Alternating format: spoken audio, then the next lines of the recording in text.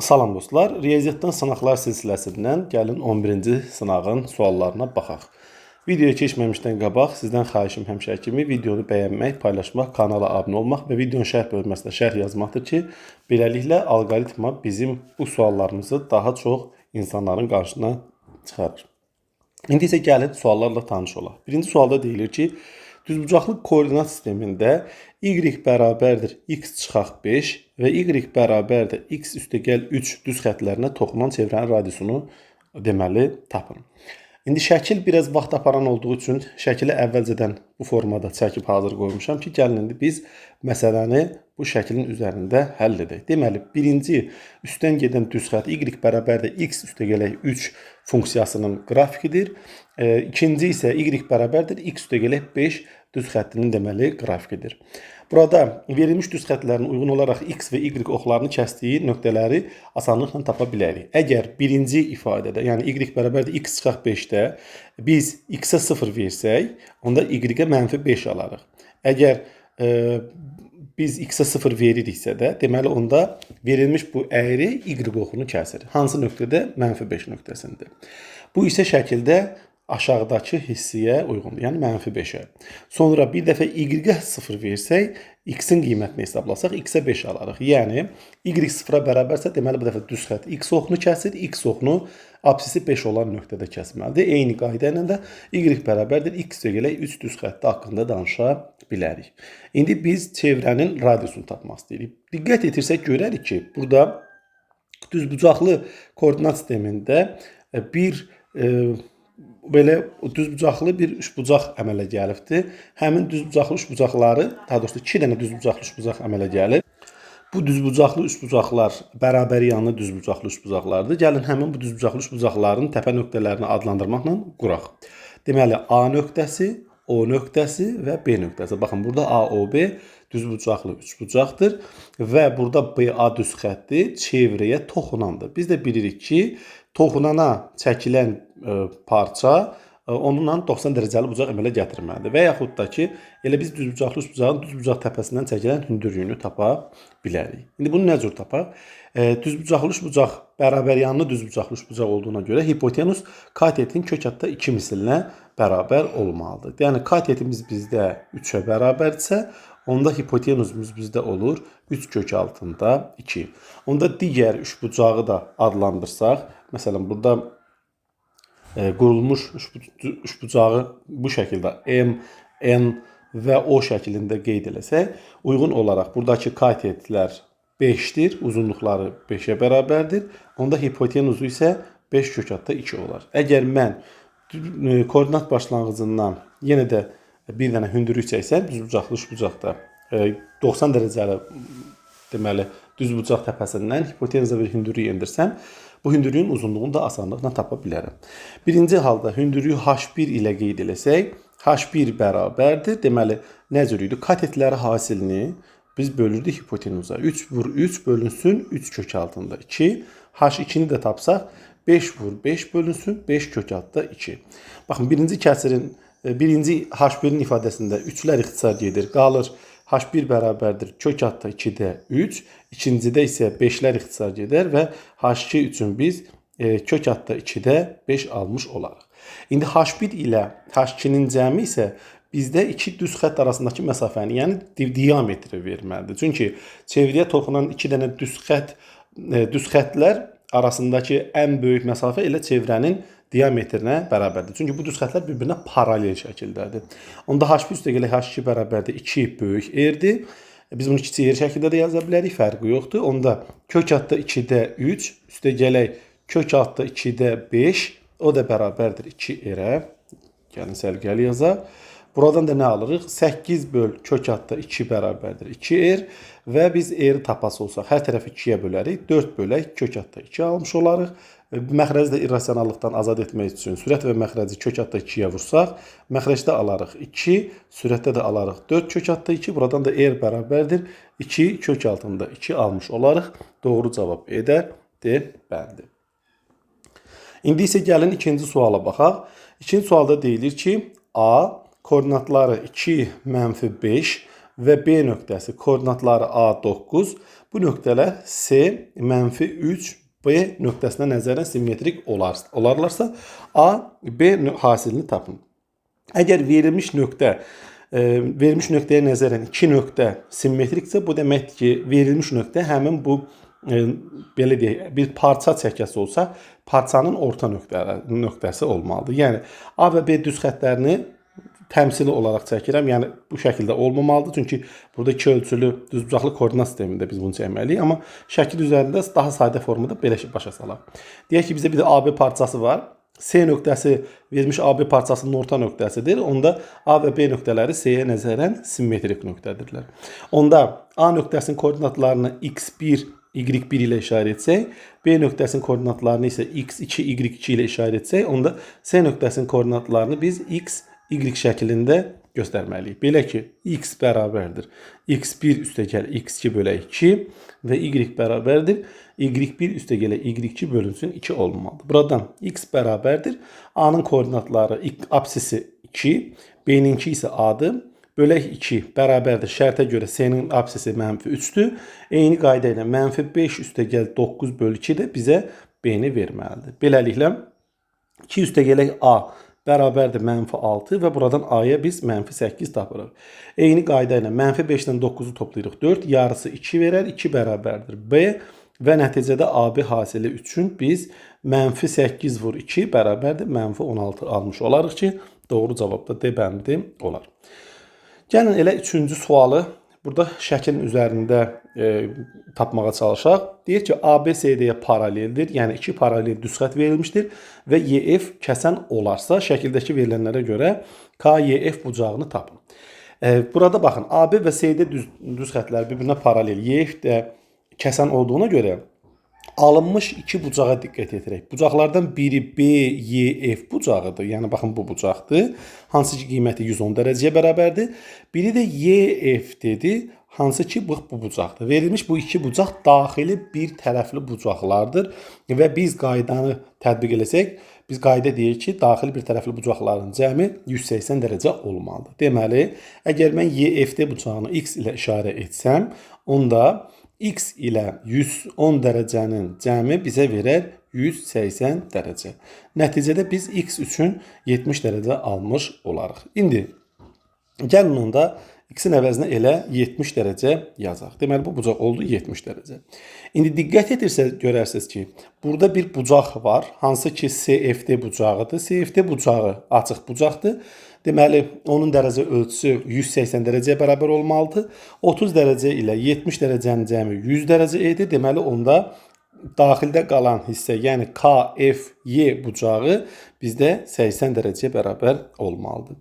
İndi bizdən isə KYF bucağını tapmaq tələb olunur. KYF bucağı isə, baxın, KYF üçbucağının daxilində qalan üçüncü bucaqdır. Biz də bilirik ki, üçbucağın daxili bucaqlarının cəmi 180 dərəcəyə bərabər olmalıdır. Deməli, bucaqlardan biri 75, digəri 80-dir. Toplasaq 155 dərəcə edir. Cəmin 180 dərəcə olması üçün onda bizə 25 dərəcəli daxili bucaq qalır. Deməli, KYF bucağı 25 dərəcəyə bərabər olar ki, doğru cavab da C bəndi olar. İndi isə 4-cü suala baxaq. 4-cü sual maraqlı bir düzbucaqlı üçbucaq sualdır. Gəlin şəkili burada sadə olduğu üçün çəkməyə çalışaq. Görək çəkə bilirikmi? Aha, 90 dərəcə və belə bir parça verilibdir. D. İndi baxaq. D nöqtəsi, B nöqtəsi, C nöqtəsi, E nöqtəsi və A nöqtəsi. Şərtdə deyilir ki, ABC düzbucaqlı üçbucağında AC BC-yə perpendikulyardır və AD DB-yə bərabərdir. Baxın, AB düzbucaqlı üçbucağın hipotenuzudur. D nöqtəsi isə hipotenuzun orta nöqtəsidir. Deməli, biz bu artıq sözdən orta nöqtəsi olmağından biz bir qayda kimi istifadə eləməliyik. Şərtdə deyir ki, AY bizdə 20 cm-dir. Baxın, bu hissə 20 cm-dir və YS isə 8 cm-dir. Bu deməkdir ki, AC katetinin uzunluğu bizdə 28 cm-ə bərabərdir. Və BS 16 cm-dir. İndi biz düzbucaqlı üçbucağın xassəsindən istifadə edərək D-ni tapa bilərik. Nə cür tapaq? İndi biz dedik axı, D nöqtəsi hipotenuzun orta nöqtəsidir. Əgər biz D nöqtəsindən oturacağa perpendikulyar endirsək, onda buna da bir F nöqtəsi desək, DF BC-yə paralel olduğundan, onda biz deyirik ki, DF orta xəttdir. Niyə? Çünki D nöqtəsi hipotenuzun ortasıdırsa da və DF də BC-yə perpendikulyarsa, deməli onda bu DF parçası düzbucaqlı üçbucaqda orta xəttdir. Orta xəttin xassiyyəti də o idi ki, orta xətt paralel olduğu tərəfin yarısına bərabər olmalıdır. Yəni 16 santimetrə paralel olduğu üçün yarısı deməli 8 santimetrə bərabər olar. Digər tərəfdən F nöqtəsi də artıq AC parçasının orta nöqtəsi olduğuna görə AC parçasının ümumi uzunluğu 28 santimetrdir. Onda AF parçası 14 santimetr olar. FC parçası da 14 santimetr olar. Bir şəklə diqqət etirsək görürük ki, YC hissəsi 8 santimetrdir. Onda 14-dən 8 də çıxdıqda qalır 6 santimetr. Deməli FY parçası da 6 santimetrdir. Beləliklə alınmış DFY düzbucaqlı üçbucağında DY parçası hipotenuz olur. Katetlər 8 və 6 santimetr olduğundan hipotenuz avtomatik 10 santimetrə bərabər olar ki, doğru cavab da edər 10 santimetr. Yəni cavab A bəndi olar. Sonra 5-ci sualda deyilir ki, A vektoru vahid vektor olarsa, gəlin A vektorunu yazaq. 2-də 1 x komponentləri bunlardır. Vahid vektor olur. Vahid vektor olmağı nə deməkdir? Yəni A vektorunun uzunluğu 1-ə bərabər olmalıdır. Bəs A vektorunun uzunluğu nətər tapılırdı? Koordinatların kvadratları cəminin kökaltısı bizə 1 verməli idi. Yəni, hər tərəfi kvadrata yüksəltsək, 4-də 1 üstə gələk x kvadratı bərabərdir 1 olur. Buradan x kvadratı bərabərdir 4-də 3 və gəlin bu 4-də 3-ü səliqəli yazaq. 4-də 3. Burada da x bərabərdir. Hər tərəfdən kök alsaq, müsbət mənfi 2-də kök adda 3 almış olarıq. İndi x-in müsbət qiymətini tapmaq tələb olunursa, doğru cavab elə E bəndi olar. Yəni, kök altında 3 bölünsün 2. Sonra 6-cı suala baxaq. 6-cı sual olduqca maraqlı bir həndəsə sualıdır. Belə bizə bir romb verilib. Gəlin bu rombu çəkək. Aha. Belə bir diagonal verilibdir. AC diagonalı və belə bir parça verilibdir. Deməli, bucaqları uyğun olaraq göstərək. D təpə nöqtəsi, E nöqtəsi, C nöqtəsi, B nöqtəsi və A nöqtəsi. İndi görək nə deyir? ABCD rombunun perimetri 80 santimetrdir. Romb bilirik ki, 4 tərəfi də bir-birinə bərabər olan 4 bucaqlıdır. Onda belə çıxır ki, rombun perimetri 80 santimetrsə, hər tərəfinin uzunluğu 20 santimetrə bərabər olmalıdır. Gəlin 4 tərəfin 4-ü üçün də 20 santimetr qeyd edək. Sonra YD 15 santimetrə bərabərdir. 15 santimetrə bərabərdir və YC-ni tapmaq tələb olunur. İndi baxın, burada bir AYD düzbucaqlı üçbucağı alınıbdır. AYD düzbucaqlı üçbucağının katetlərindən biri 15-dir, digəri isə 20 santimetrdir. Yəni 15 santimetr 3 santimetrin 5 mislidir, 20 santimetr isə 4 santimetrin 5 mislidir. Onda hipotenuz 3-4-5 üçbucağından hipotenuz 5-ə bərabər olmalıdır, amma 5-in 5 mislinə, yəni AY hipotenuzu bizdə 25 santimetrə bərabər olar. Bundan sonra gəlin görək nə cür tapa bilərik. Şərtdə deyilir ki, YC-ni bizdən tapmaq tələb olunur. Baxın, YC isə bu kiçik parçadır. Bunu nə cür tapa bilərik? İndi əgər biz burada A7 üçbucağında Y bucağını alfa ilə işarə etsək, onda baxın, C7 üçbucağında C7 bucağı isə 180 çıxaq alfaya bərabər olar. İndi biz YCD üçbucağına kosinuslar teoremini tətbiq eləsək, deməli, bucağın qarşısındakı tərəfin kvadratı 20-nin kvadratı bərabərdir. X-in kvadratı, çünki YC-nin uzunluğunu biz bilmirik. X deyək, X kvadratı üstə gələk 15-in kvadratı, çıxaq 2 vuraq, X vuraq, 15 vuraq, kosinus 180 dərəcə çıxaq alfa. Beləliklə 400 bərabərdir. X kvadratı üstə gələk 225 çıxaq. 2 dəfə 15 30x vuraq. Baxın, kosinus 180 çıxaq alfa bizə mənfi kosinus alfa verir. Mənfini də qarşıya atsaq, onda müsbət 30 x vuraq kosinus alfa almış olarıq. Bəs görəsən kosinus alfa nə cür tapa bilərik? Düzbucaqlı üçbucaq olan AYD-dən bucağın kosinusunu tapa bilərik. Biz bilirik ki, düzbucaqlı üçbucaqda bucağın kosinusunu tapdıqda bucağa bitişik katetin, yəni 15 santimetrin hipotenuza olan nisbətini, 25 santimetrə olan nisbətini tapmalıyıq. Santimetrlər və 25-dən 15 5-ə ixtisar getsə, biz bucağın kosinusu üçün 5-də 3 almış olarıq. Beləliklə 400 bərabərdir. X kvadrat üstə gələk 225, üstə gələk 30, x vurulsun 5-də 3. Beləliklə 30 ilə 5 ilə ixtisar getsə qalar 6, 6 və 18 edər. Buradan x kvadrat üstə gələk 18x, 400-ü isə sağa keçirsək 225-dən 400 çıxdıqda qalar -175, o da bərabərdir 0. Diskriminantı tapsaq 18-in kvadratı çıxaq 4 vuraq 1 vuraq -175. Buradan da d bərabərdir. 18-in kvadratı bizə verir 324. Üstə gələk. Demək, mənfi vuranda müsbət alırıq. 175-i 4-ə vurduqda edir 700. Beləliklə cəm edər 1024. 1024 isə 32-nin kvadratına bərabərdir. Beləliklə x1 bərabərdir. Biz burada təyin kökünü tapdıqda x-in müsbət qiymətini götürməliyik. Çünki parçanın qiyməti mənfi ola bilməz. Beləliklə -18 üstə gəl 32 bölünsün 2 vurulsun 1. -18-dən 32-ni topladıqda 14, 2-yə də böldükdə 7 sm almış olarıq ki, deməli YS parçasının uzunluğu 7 sm-ə bərabər olar.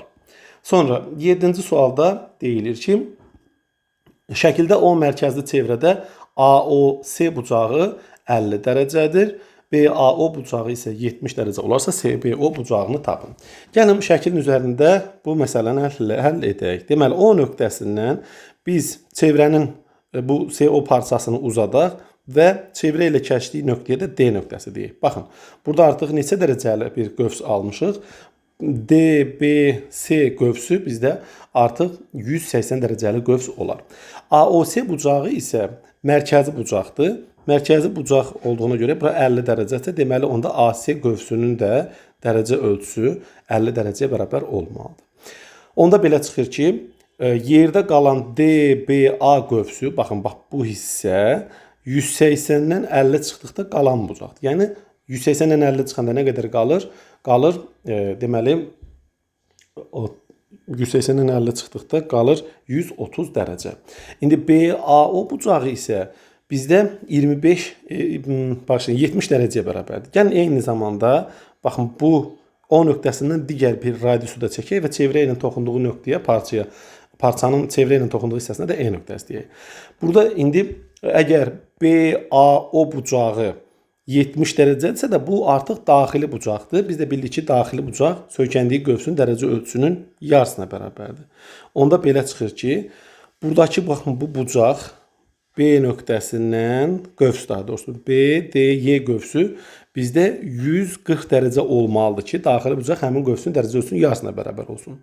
Eyni zamanda baxın burada alınmış AOC bucağı ilə DOY bucaqları qarşılıqlı bucaqlardır. Deməli qarşılıqlı bucaqlar bir-birinə bərabərdir. Bu bucaq da 50 dərəcə olmalıdır. DOY mərkəzi bucaq olduğuna görə DY qövsünün dərəcə ölçüsü də 50 dərəcə qalar. Onda BD qövsünün dərəcə ölçüsünü tapanda 140-dan 50 çıxarıq və BD qövsü üçün 90 dərəcə almış olarıq. İndi BCO bucağını tapmaq tələb olunur. Baxın, BCO bucağı bu bucaqdır. Bucağa X desək, baxın, daxilə çəkilmiş bucaq söykəndiyi qövsün dərəcə ölçüsünün yarısına bərabərdir. Söykəndiyi qövs BD qövsüdür, dərəcə ölçüsü 40-90 dərəcədir. Onda yarısı 45 dərəcədir. Yəni doğru cavab olar C bəndi. 8-ci suala baxaq. 8-ci sualda deyilir ki, konusun oturacağının radiusunu 20% artırıb hündürlüyünü 2 dəfə azaltsaq həcmi necə dəyişər? Əvvəlcə konusun həcmi hansı ifadə ilə təyin olunur? Gəlin ona baxaq. V bərabərdir. Üstə 1 vuraq. Pi vur R kvadratı vurulsun H şəklində təyin olunur. İndi oturacağın radiusunu və hündürlüyü azaltdıqdan sonra alınan həcmi isə V' ilə işarə edək. V' bərabərdir. Üstə 1 pi vuraq. Baxın, oturacağın radiusunu 20% artırdıq. 20% artırmaq, yəni R vuraq, 100% üstə gələk 20%, 120% edir. O da 1,2 R deməkdir. Deməli, olar onda 1,2 R-in mötərizə kvadratı vuraq. H-ı isə 2 dəfə azaldırıq. H bölək 2. Beləliklə, baxın, 3/1 pi bu bir qəlibdir. Yəni, bunu ixtisarla aparmağa ehtiyac yoxdur. 1,2-nin kvadratı bizə verir 1,44 R kvadratı vuraq H bölək 2. Buradan da 1,44-ü 2-yə ixtisar aparsaq, alarıq 0,72. Deməli, indi yazıram. 0,72 vuraq mötərizə içində 3/1 pi R kvadratı H. 3/1 pi R kvadratı H bizə V verir. Beləliklə, V' bərabərdir 0,72 vur V. Kəsirlə ifadə, bağışlayın, onluq kəsiri biz faizə çevirsək 72% vurulsun V almış olarıq. Normalda hər şey 100%, indi isə 72% qalıb. Bu deməkdir ki, azalma var. Azalmanı tapdıqda da 100%-dən 72% çıxsaq, azalmanın 28% olduğunu tapmış olarıq. Deməli, həcmimiz 28% azalar və doğru cavab olar E bəndi. Sonra 9-cu suala baxaq. 9-cu sualda deyilir ki, rombun perimetri, yəni P bərabərdir 40 cm, sahəsi isə S bərabərdir 30 cm-in kvadratı olarsa, rombun daxilinə çəkilmiş çevrənin uzunluğunu tapın. Yəni, L bərabərdir sual. İndi L-in ifadəsi L bərabərdir 2πr şəklindədir. Pi burada bir sabitdir. Biz R-i, yəni çevrənin radiusunu bilməliyik ki, çevrənin uzunluğunu da tapa bilək. İndi çevrənin uzunluğunu nə cür tapa bilərik? Perimetr 40 cm isə, özü rombdan söhbət edirsə, rombun bütün tərəfləri bir-birinə bərabərdir. Onda rombun bir tərəfi 10 cm-ə bərabər olar. İndi baxaq, biz bir dənə romb çəksək, romb bilirik ki, 4 diagonallar vasitəsilə 4 bərabər düzbucaqlı üçbucağa bölünür.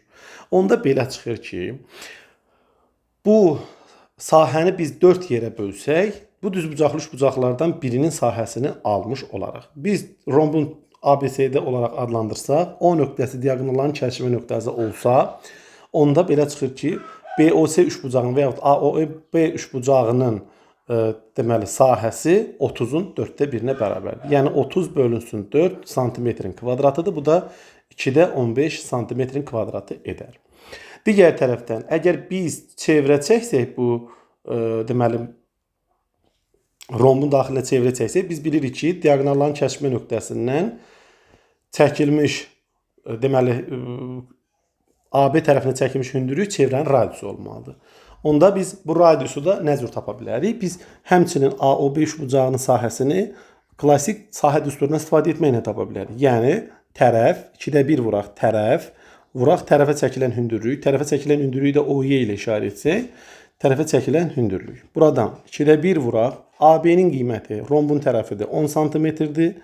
Vuraq OY bərabərdir. AOB sahəsi də 2də 15 santimetrin kvadratı olar. Beləliklə 2-lər ixtisar gedir. Santimetrlərdən biri ixtisar getdi. 10 ilə 15-i 5-ə ixtisar aparsam sağda 3, bərabərin sonunda isə 2 qalar. Beləliklə OY bərabərdir. 3-ü 2-yə böldükdə 1,5 cm almış olaraq. Deməli, çevrənin radiusu 1,5-ə bərabərdir. Beləliklə, L bərabərdir 2πr-dən çevrənin uzunluğunu tapa bilərik. L bərabərdir 2π vuraq 1,5 cm və biz alarıq 3π cm. 3π cm isə A bəndinə uyğun gələr. Sonra 10-cu suala baxaq. 10-cu sualda deyilir ki, E ilə Venn diaqramında A və B ədədlərinin sadə vuruqları verilmişdir. Gəlin yazaq. A bərabərdir. Deməli, 2-dən 2 saydadır. Baxın, 2-dən 2 saydadır. Onda olur 2-nin kvadratı. Vuraq 3-dən 1 ədəd, 7-dən 1 ədəd və M-dən də 1 ədəddir. Bəs B-nin sadə vuruqlarını nə cür yaza bilərik? 2-dən 1 ədəddir, 3-dən 2 ədəddir və bir də M var. Və deyək ki, əkob AB 3780-ə bərabərdir. Yaxşı, yazaq. Əkob AB bərabərdir 3780. İndi biz nə edirik? Biz bilirik ki, əkobda biz sayıca çox olanlar götürməliyik. Yəni, A ilə B ədədinin sadə vuruqlarına baxsaq, A-da 2 vuruğundan 2 dənədir, B-də isə 1 dənədir. Deməli, biz 2-nin kvadratını götürürük. Sonra B-də 3 vuruğundan 2 saydadır, A-da 1 saydadır. Biz 3-ün kvadratını götürürük. 7-ni götürməliyik, M-i götürməliyik və N-i götürməliyik və hasil bizə 3780 verir. Deməli, 2-nin kvadratı bizə verir 4. 3-ün kvadratı bizə verir 9. 4 dəfə 9 edir 36. 36-nı da 7-yə vurduqda alırıq 252. 252 vur N vur N bərabərdir 3780. Buradan da M-in hasilini tapsam 3780-i bölürük 252-yə. Gəlin bölək. Buradan M-in bərabərdir 15 almış olaraq. Deməli, M-i N-ə vurduqda 15 olar. Burada indi 2 hal mövcuddur. Birinci hal nədir? M və N. M 3 olsa M 5 olmalıdır. İkinci halda isə M 5 olsa N 3-ə bərabər olmalıdır. İndi gəlin burada hansı olduğuna diqqət edirək. Baxın, əgər biz m-i 3 olaraq götürsəydik, m 3 olsaydı, 3-ə bərabər olsaydı, onda ortaq vuruq olaraq m 3 olduğu üçün gərək b-dəki 3-ü də götürərdik və orta hissəyə yazardıq. Deməli, m 3 ola bilməz. Onda m 5-ə bərabərdir. Avtomatik n 3-ə bərabər olur. Çünki m-in yerinə 5, n-in yerinə 3 qoysaq, ortada dəyişən heç bir şey olası deyil. Çünki m və n artıq müxtəlif sadə vuruqlar olur və bu hissələrdə qalan vuruqların heç biri ilə üst-üstə düşmürlər. Yəni m 3 olsaydı, b-dəki hiss 3 ilə üst-üstə düşərdi. Gərək biz onu dediyim kimi ortaya yazardıq. Beləliklə 2n üstə gələk n ifadəsinin qiymətini tapaq. 2 vuraq 5 üstə gəl 3 bərabərdir. 13 almış olarıq ki, doğru cavab da D bəndinə uyğun gələr.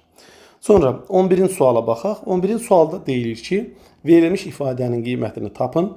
Kök altında 28-i 4 vurusu, kök altında 4 vuraq 7 kimi yazsaq, 4-dən 2 çıxar. Olar 2 kök altında 7 üstə gəl 6. Vuraq kök altında 7 çıxaq 3. 2-ni ortaq vuruq çıxartsaq birinci mötərizədən, qalar mötərizənin içində kök altında 7 üstə gəl 3. Vuraq ikinci mötərizə kök altında 7 çıx 3. O da bərabərdir 2 vuraq. Baxın, burada kvadratlar fərqidir. Kök altında 7-ni kök altında 7-yə vurduqda 7, 3-ü də 3-ə vurduqda 9. 7 çıx 9 olar. 7-dən 9 çıxdıqda mənfi 2, 2-yə də vurduqda mənfi 4 alarıq ki, doğru cavab da D bəndi olar. 12-ci sual maraqlı bir trigonometriya sualıdır. Sualda deyilir ki, sinus 46 dərəcə, vuraq kosinus 74 dərəcə, üstə gələk sinus 44 dərəcə, vuraq kosinus 16 dərəcə. Bu ifadənin qiymətini tapmaq bizdən tələb olunur. Dərhal yazırıq. Sinus 46 dərəcə, vuraq kosinus 74 dərəcə. Bunlara dəymirik. Çünki birincisinə alfa desək, yəni 46 dərəcə alfa olsa, 74 dərəcə beta olmalıdır. İndi ikinci ifadədə artıq biz çevirmələr aparmalıyıq. Məsələn, baxırıq ki, sinus 44 dərəcə. 44 dərəcə nə 46, nə 7-74-ə bənzəyir, amma biz bunu dəyişə bilərik. Əgər biz bunu 90 çıxaq 46 şəklində yazsaq, onda bu çevirmə düsturuna gəlib çıxır. Eyni qayda ilə kosinus 16 dərəcəni də 90 dərəcə çıxılsın 74 dərəcə şəklində yaza bilərik. Beləliklə, sinus 46 dərəcə, vuraq kosinus 74 dərəcə, üstə gələk. Sinus 90 çıx alfa bizə verir kosinus alfa, yəni kosinus 46 dərəcə. Kosinus 90 çıx alfa isə bizə sinus alfa verir, yəni sinus 74 dərəcə verməlidir. Beləliklə, bizim aldığımız bu ifadə sinus alfa üstə gələk betanın açılışıdır. Sinus alfanın yerində 46 dərəcə, betanın isə yerində 74 dərəcə durur. Beləliklə, alırıq sinus 120 dərəcə. Yenidən çevirmə düsturuna köməklə biz hesablamanı davam etdirək. Deməli, sinus 120 dərəcənin əvəzinə yazırıq. 180 dərəcə çıxaq 60 dərəcə. 60 dərəcəni bir alfa şəklində qəbul etsək, sinus 180 dərəcə çıxaq alfa bizə sinus alfa verir. Yəni, sinus 60 dərəcə.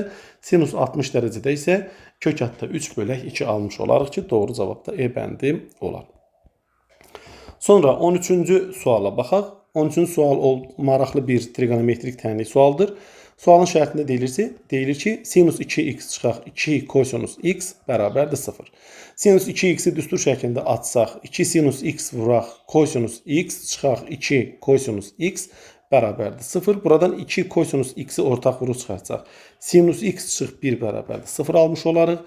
Deməli, ya kosinus x 0-a bərabər olmalıdır, ya da sinus x çıx 1 bərabər 0 olmalıdır. Əgər kosinus x 0-a bərabərsə, x bərabərdir. Cavabımız pi bölü 2 üstə gəl pi k. Sinus x də 1-ə bərabərsə, buradan da x bərabərdir. Pi bölünsün 2 üstə gələk 2 pi k şəklində olmalıdır. İndi biz doğru cavab olaraq hansını götürməliyik? Doğru cavab olaraq bizdə daha kiçik olanı götürməliyik. Çünki bu həll həm də pi bölü 2 üstə gələ 2 pi k həllini özündə saxlayır. Ona görə doğru cavab olur C bəndi. 14-cü suala baxaq. 14-cü sualda maraqlı bir loqaritma sualdır. Hansı ki, bu sualı dim test toplusundan da biz görmüşük, bilirik. Deməli, kökün altında 25 üzəri 1 bölünsün loqaritma 6 əsasdan 5.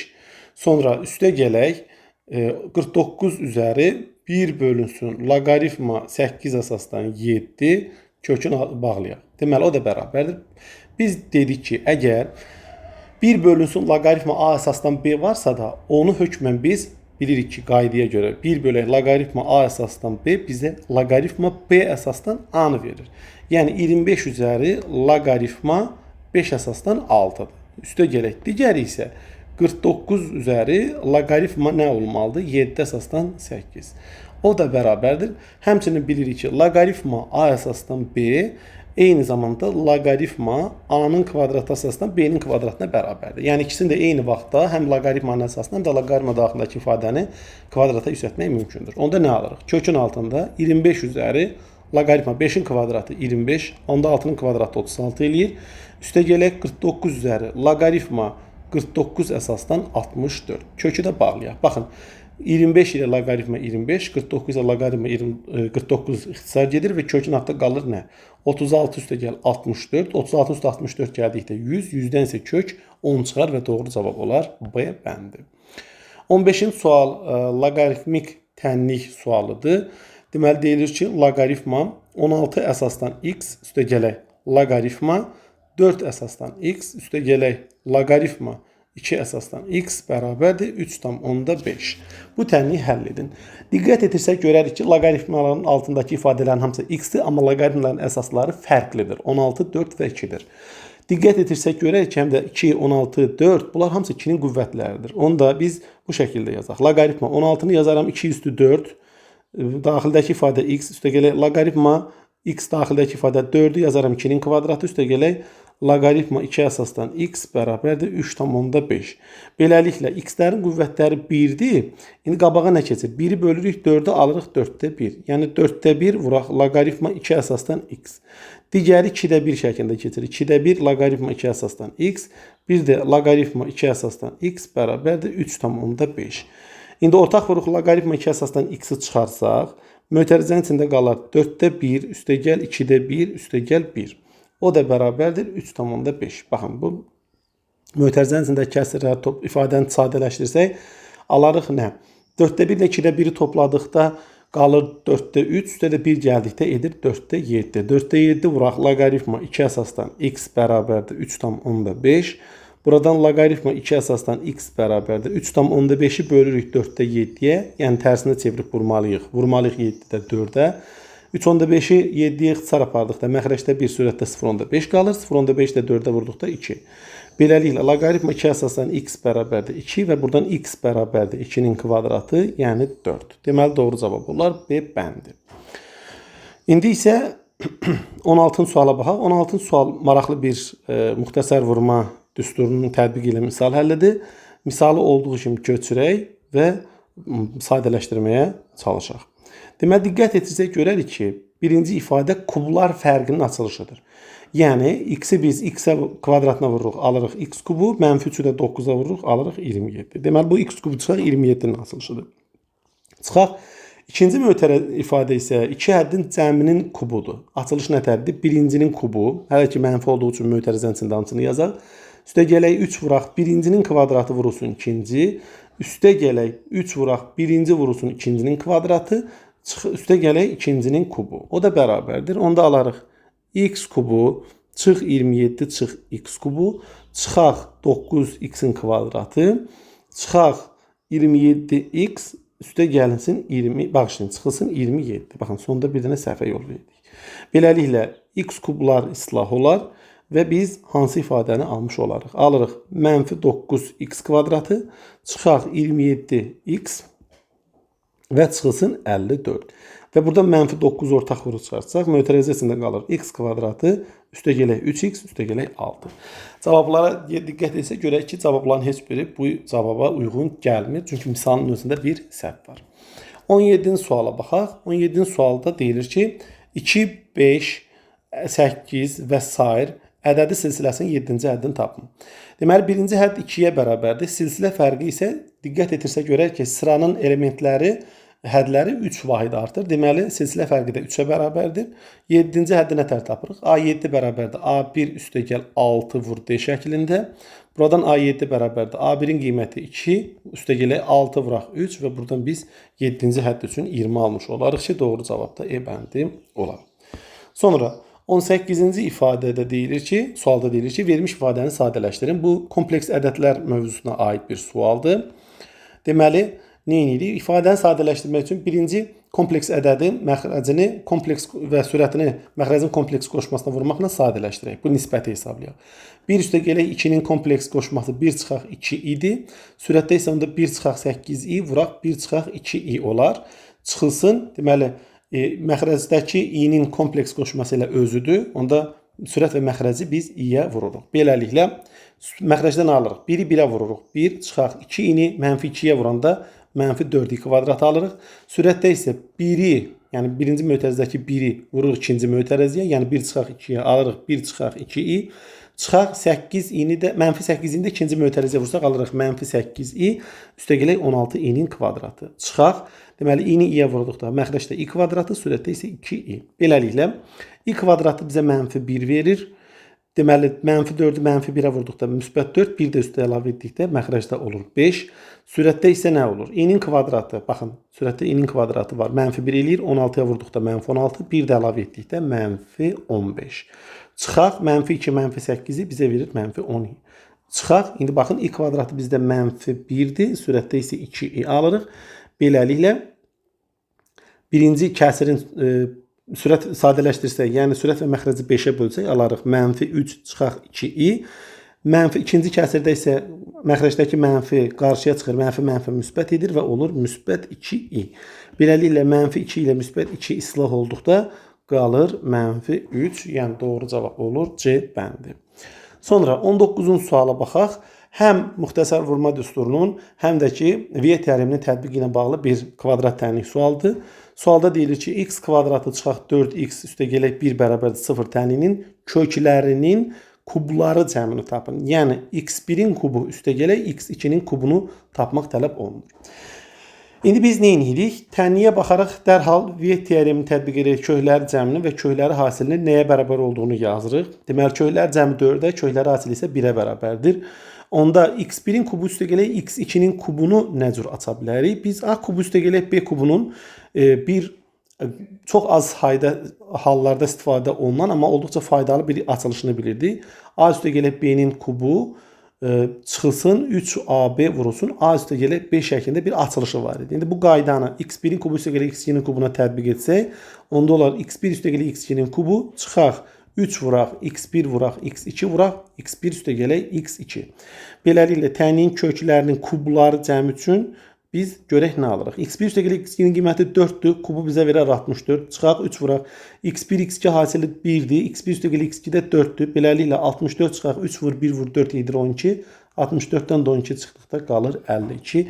Yəni, doğru cavab olur A bəndi. Sonra 20-ci suala baxaq.